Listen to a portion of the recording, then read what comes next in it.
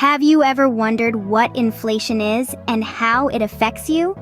You might have heard it on the news or read about it in the papers, but what does it truly mean? Today, we're going to decode this economic term in a manner as easy as pie. Imagine you're in a candy store with a single dollar.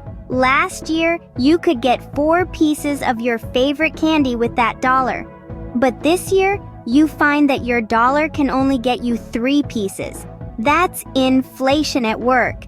It's the rate at which the general level of prices for goods and services is rising, and subsequently, purchasing power is falling. Now, you might wonder, why does inflation happen? It's a bit like a seesaw.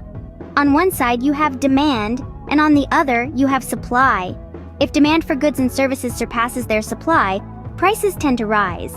That's demand-pull inflation. On the flip side, when the cost to produce goods and services increases, suppliers may pass this on to consumers in the form of higher prices, and that's cost-push inflation. But don't think of inflation as a sinister monster lurking in the economy's shadows. It's not always bad news.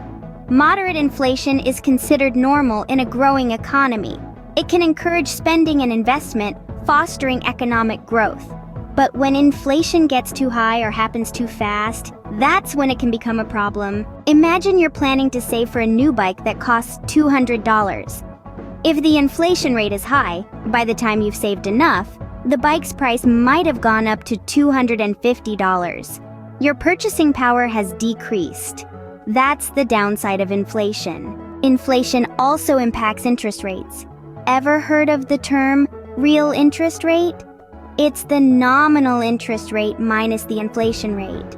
So if you've got money in a savings account with a nominal interest rate of 3% and the inflation rate is 2%, your real interest rate is just 1%. But don't fret, there are ways to safeguard your savings against inflation.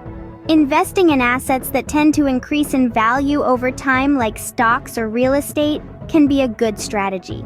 Or consider inflation-protected securities, which adjust with inflation, helping to preserve your purchasing power. Inflation is a complex but essential concept in our everyday lives.